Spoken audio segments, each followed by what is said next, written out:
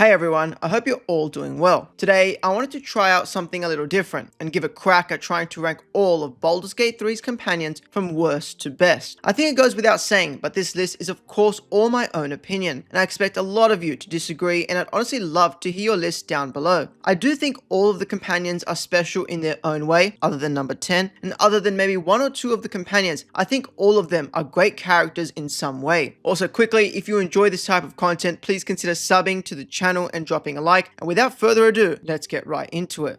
Now, I feel like this opinion is kind of a standard one, and yes, my least favorite companion is Halsin. Now, Halsin isn't offensively bad as a character, and I can see some of his appeal at the very start of Act 1 as this brooding leader of the Emerald Grove, but pretty much right after that, his character kind of falls right into the dumpster. I think the biggest problem with him as a companion is straight out that he joins way too late and stays in this weird space of not being a companion, but being in your camp anyway. He's in your camp from Act 1 onwards, but he doesn't actually join your party until the completion of his personal quest, which for most players is something that's going to happen in the middle of Act 2. This is pretty strange when you compare it to the rest of the companion arcs of pretty much every other character on this list, as they all have you recruit them for real into your party, and then will have a personal quest and arc that will build upon their character. With Halsin, that's just not the case, and his entire personality is pretty bland. Like, I get it, he wants to protect nature and he regrets some of the choices he made during the Emerald Grove conflict, but other than that, his character just falls flat. He lacks any of the emotional complexity that most of the other companions have, and his arc has little to no depth, making him not feel as impactful of a character as some of the others whose arcs made you think of them as real people. Halsin's only personal dilemma surrounds Thaniel and Oliver in his Act 2 quest, but beyond that, there's just nothing else that really builds upon his character, and in Act 3 of the game, he's just kind of there.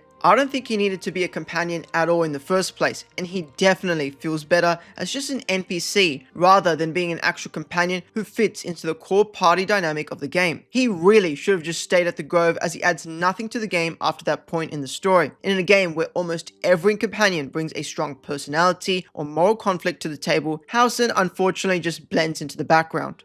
Look, I love that a character from the original Baldur's Gate games is here, even without finishing the first two games, but unfortunately Minsc falls flat, and it's really to do with how late he's introduced. By the time you even get to recruit Minsc, which is most likely quite far into Act 3, your party is locked in, and your relationships with all the other companions in the game you've journeyed with is just as solid as anything. This makes Minsc's introduction just seem more like nostalgia bait and comic relief rather than anything with any real substance. Yes, it's cool to see this old, ancient warrior join our crew, and his most interesting moments are for sure his interactions with another original Baldur's Gate character, Jaheira, but it's only in that relationship that I found him of any interest. The actual value he himself provides to you in terms of gameplay is non-existent, as he doesn't even have his own companion quest, and is rather part of Jaheira's personal quest, and his dialogue within the camp and with others that are not Jaheira is bland and quite limited. While everyone else in the camp has some sort of emotional struggle or complexity to them, Minsc is as one note as a character can get. Yes, he's great as comic relief, and his pet hamster Boo is a legend, but let's be honest, his place in the party is simply comic relief. But when you've got a bunch of characters who have been dealing with trauma, guilt, and brainwashing, Minsc just feels out of place. He doesn't evolve or change, and that's expected because unlike almost everyone else on our roster, he's already developed off-screen in games that take place 100 years before Baldur's Gate 3. And it's not like that prior development made him very interesting either, as he's consistently portrayed as the dumb one in the companion group, and his perspective on the world and the conflicts everyone else is dealing with is hilariously one-dimensional. And so while I'm glad Minsc made it into the game at all, especially for those who've played the original Baldur's Gate games, Minsc's place in Baldur's Gate 3 just always seemed shallow and flat, especially when all the other companions are overflowing with emotional nuance.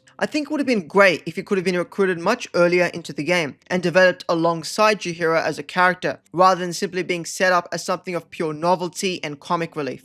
This one might get some people's eyes rolling, but I do think Minthara is one of the most fascinating companions in the game, but only in theory. In terms of execution, I find that she's one of the most undercooked companions in the entire game, and that's exactly what lands her in the number 8 spot. When you first meet Minthara, she has a serious presence. As a de facto leader of the Goblin camp, she's confident and dangerous, and she's the type of character you'd expect to become a major force in the game's narrative. But other than your interactions with her in the Goblin camp at the very start of the game, Minthara's place as an actual companion fizzles out into obscurity for me personally. Now, there's of course a couple of ways in recruiting her, but both of the methods will end up in her actual introduction in the party being in the midst of Act 2. Just like all the other companions I complained about being introduced late, I feel like this also heavily impacted Minthara as a character as well. Her arc feels half finished, and her turnaround from devilish cult leader to still morally ambiguous yet helpful is a fast turnaround without much of an arc to go along with it. And that's just because, just like Minsk, Minthara unfortunately doesn't get her own companion quest to further flesh out her character. This was always disappointing for me, as I always felt like she had the setup for a compelling redemption story or a deep dive into her moral ambiguity, but none of this is really explored and there's no grand unraveling of her ideologies. She simply does not get the same level of narrative care as the other companions, and it's a shame because her concept as a companion could have made her one of the best amongst the entire roster. That said, Minthara is still pretty interesting, mainly due to the impact she has on the game's quests and characters from Act 1,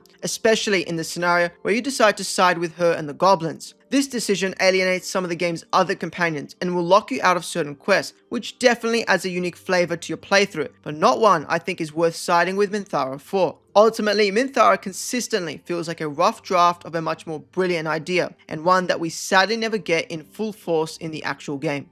Will, oh Will. I see a lot of Will hate in the Baldur's Gate 3 community, and although I can understand some of it, I do think Will is a great character, and some days may even be interchangeable with the number 6 spot on this list. On paper, Will's got everything an interesting character could have. He's a warlock with a demon pact and a backstory intimately tied to nobility, betrayal, and vengeance. But in the actual game, Will is often the most bland of the game's 6 main companions, and it's not entirely because of the complaint of him being boring. Will's introduced as the self-proclaimed Blade of Frontiers, a pretty hero-sounding name, and from the very start, there's a tension within him that you can just feel. He's lying constantly about who he really is and hiding the true source of his magical powers, and he consistently seems deeply conflicted about the decisions that he's made. And while that sounds like a recipe for a complex character arc, the game always keeps Will in this weird limbo emotionally for most of the game's journey. One of the main problems many have with Will is that his character feels too perfect and virtuous, lacking the personality ups and downs of other companions in the game. Will reacts to everything in a reasonable way, and while that may make him likable as a party member for approving your obviously morally good choices, it also robs him of the edge that makes the other companions actually feel like real people. But like I said, Will's also got a lot to like. His personal quest, especially when his father gets involved in Act 3, begins to become very interesting, and when you intertwine this with his relationship with Karlach, there's definitely some strong story beats here to string you along. Despite that, his quest never does manage to hit the emotional highs or lows of others, and while it's a solid arc for sure, it's just not a standout like how the other 5 main companions have. I do think that Will's biggest strength as a companion is his consistency. He's never overly annoying or offensive, and always seems to ground the party as sort of the normal guy in the pack, or as normal as Baldur's Gate 3 characters can get. However, when you compare Will head to head with the more layered and unpredictable companions in the game, he simply doesn't evolve beyond his heroic archetype enough.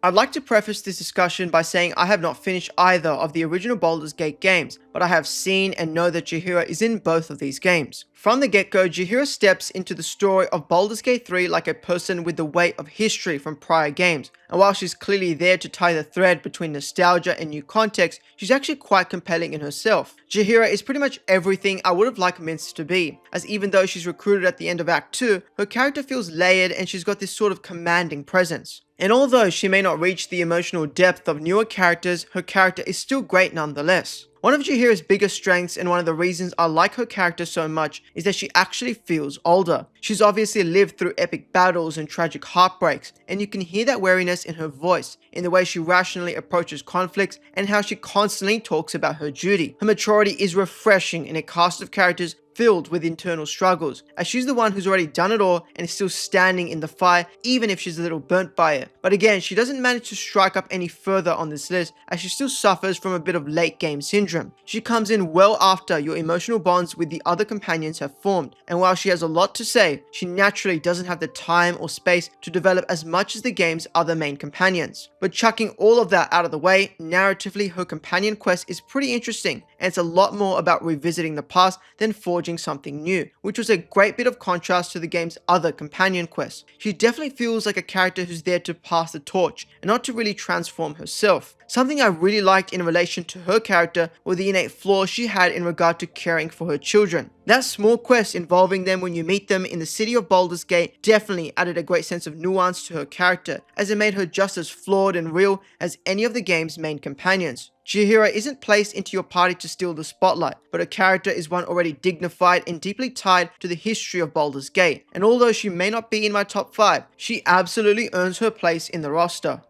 I have a feeling that some people might be pretty ticked off about this one, and I can definitely see why. Hell, the incredible voice actor for Astarion even won Performance of the Year in the release of the game, and without a doubt that is deserved. But despite that, I never quite connected to Astarion in the same way that I see many others in the community do. At first glance, Astarion feels like a classic smug rogue, the kind of character whose charm and sarcasm is all he's got. But Astarion becomes one of the most emotionally layered characters in the game, as we slowly peel back the layers of himself that reveal his trauma and the cause of his nature as we see him. His arc is all about power, autonomy, and the cost of reclaiming control for yourself, and the game doesn't make all the choices surrounding him obvious and easy. And depending on these very choices, you can make this morally grey, slightly evil character lean into redemption or spiral into everything he never wanted to be. Somehow both of these paths make sense in the context of Astarion's character and the arc he goes on, and they feel true to his character as a whole. Astarion's dialogue is always sharp, but it's the vulnerable moments that are the most memorable.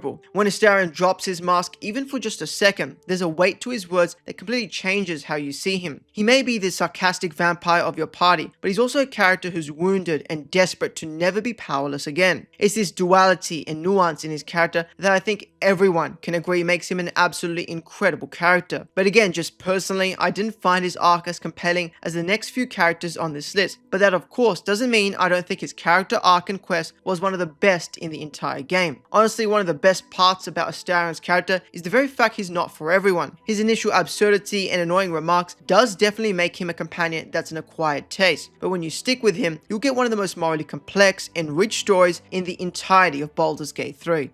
No explanation needed here. Karlach is just pure heart. If Baldur's Gate 3 can be characterized as a game with companions all wrapped in trauma and moral ambiguity, Karlach is a shining light that cuts it all, but at the same time manages to be emotionally impactful in her own way. From the moment we meet her outside the Emerald Grove, she's immediately drilled into being a likable character. Her energy is infectious and she never tries to put up a front. She's blunt and wears her emotions on her sleeve throughout the entire game, but behind all that raging inferno, there is genuine pain, both physical and emotional. She's literally been through hell, but somehow still clings to life with an optimism and sometimes misguided joy that many of the other companions just never seem to get. It's optimism like hers in a world as brutal as Faerun that makes her a character incredibly easy to always root for. I've complained several times in other videos I've made that Karlach's arc always feels unfinished, and I didn't say this as a result of her arc not being good, but rather a case of wasted potential, which is evident if you've seen the cut content surrounding her character arc. But even with all of that out of the way, Karlach's companion arc is one of the most emotionally gripping and beautiful in the entire game.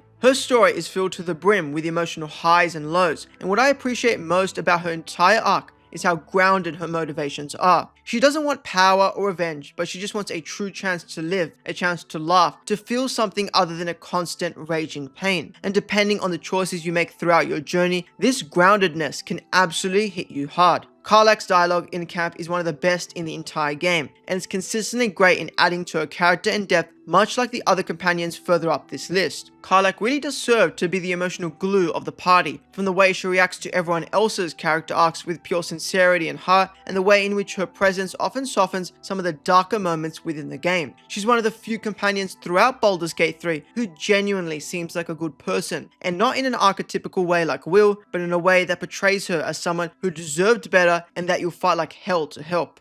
Now for the biggest yapper in Baldur's Gate 3, Gale. Gale is one of the most interesting companions in the entire game, but at first it doesn't seem that way. He kind of seems like a typical wisecracking wizard, with a dramatic flair for storytelling, but the more time you spend talking with Gale and seeing his interactions with other companions, you'll quickly realize how layered and honestly tragic his character really is. What makes Gale so compelling is that he's not just a walking encyclopedia of arcane knowledge, but he's a man so clearly broken by his own ambition, by love, and the consequences of reaching too high. There's a constant tension within his arc between how badly he wants to be liked by the rest of the entourage and terrifying knowledge of the bomb ticking within him. Much like Astarion, it's this duality of Gale's entire character arc that made me drawn to his arc immensely, as he's someone who believes he can still do good in this world even after messing around with power he never truly understood. The game's reactivity in regard to Gale is also one of the best among the game's companions, as you're given the ticket to shape Gale's story in the way that you want. You can nurture the good within him, this ambition to do better and to prove himself as the wizard he always wanted to be, or you can encourage the darker and let's say more self-destructive tendencies that still linger within. Whatever path you decide to direct his story towards, Gale's journey feels immensely epic, and not just because of the larger-than-life stakes that are involved, but because you're watching someone wrestle with guilt, redemption, and finding themselves in this large world. Gale's companion quest also ties into his overall arc in a beautiful way, as his conversations with Mystra, his decision of whether to sacrifice himself for the so-called greater good, it's all part of an arc that is equally tragic and beautiful. Gale is one of the companions who has some of the most dialogue within the camp, and reacts to every choice you make, either surrounding the larger narrative or each individual companion in the story. All in all, Gale is a rare RPG companion whose arc is a balance of intellect, emotion, and grace, and he consistently is multifaceted and complex in a way that the majority of the other companions never achieve. This was a tough choice to make, because Lae'zel might just have the best character arc in the entire game, but there's just a small edge that the number one spot has over her. When you first meet Lae'zel, she's abrasive, confrontational, and to be completely honest, insufferable. She barks orders at you, questions everything you do, and treats most of the party with contempt that shows no care for them as people, but rather a means to an end. And honestly, it's this first impression and start of Lae'zel's arc that makes her character arc feel so rewarding. Lae'zel is a very complex character, and the more time you spend to understand her motivations and challenge her ideologies, the more she becomes one of the most loyal and emotionally resonant characters in all of Baldur's Gate 3. Lae'zel's arc is innately built around her faith, identity, and indoctrination. As a Githyanki, her upbringing in a rigid and militaristic society that prizes strength and obedience above all else makes her truly believe in Githyanki supremacy and complete obedience to the false god that is Vlaakith. But over time, if you nurture her emotions and challenge the assumptions she had become so accustomed to throughout her life, you start to see the cracks in her beliefs. An internal conflict unlike any other in the game arises, and Lae'zel struggles between what she's been taught and what she's now beginning to feel. And like many other great companions in this list, you as the player can shape the very nuances and depth of this growth. You can lead her to doubling down on her beliefs or teach her the path to break away from them and find true freedom and identity. It is a constant highlight in my own playthroughs to see her constantly question, challenge, and eventually redefine herself, and it's honestly one of the most powerful arcs of anyone in the entire game. The path to her redemption and growth isn't a one-note string, but it's a journey that feels earned in every way, as she goes from one of the most divisive voices in the entire party to one of its strongest souls. Lae'zel is a star example that first impressions of a character can be misleading, and in terms of her arc, it's intentionally so. Lae'zel is not an acquired taste like Astarion, but just like him, she's not immediately likable. She's meant to challenge you, which you're expected to reciprocate in challenging her in response. And if you stick with her throughout her entire character arc, she becomes one of the game's most emotionally and narratively rich companions. Shadowheart isn't just the best companion in Baldur's Gate 3, but she's the emotional core of the game as a whole. From the very beginning, she's shrouded in mystery. She's got a weird object she refuses to elaborate on, and she won't talk about her past for seemingly no reason other than stubbornness. There's this constant tension between her cool and collected demeanor and these flickers of vulnerability that slip through occasionally. That very mystery is what sparks Shadowheart's transformation, providing us with an arc that is much more personal and significant than any other character in the game. Every block of her story is built around conflict, not just external conflict, but an internal one between memory and identity, devotion and doubt, darkness and light. As her past slowly unravels before you, you begin to see how much she's been forced to suppress and abandon who she really is in order to survive the devilish grip of her god Shah. Shadowheart's entire character is defined by control, and your role as the player is so innately about helping her unearth her true identity or leaving her to rot in what she's becoming. Every major beat of her story arc feels impactful, with real choices to be made and consequences that will last throughout the entire game. And depending on how you guide her, she can become something truly radiant. Her transformation is both beautiful and profound, but it's never about changing who she is, but it's about helping her remember who she was, and maybe who she still wants to be. Her connection to her parents and the life she once led before being brainwashed and wired to be a devoted follower of Shah, creates a narrative that is deeply human and emotionally resonant. I of course think that the Selûne path for Shadowheart is the truest form of her character, and it provides you with one of the most phenomenal character arcs you'll pretty much see in any RPG ever. Every moment of dialogue and interaction with Shadowheart further adds to the complex allure of her character, and her exchanges with other companions, both good and bad, adds to her moral complexity in significant ways. So overall, I really do believe that the emotional depth of Shadowheart's arc and character is what puts her at the top of my list. Shadowheart is a complex, wounded, and very human character in both the best and worst ways, and watching her grow throughout the game is not just satisfying, but undeniably unforgettable.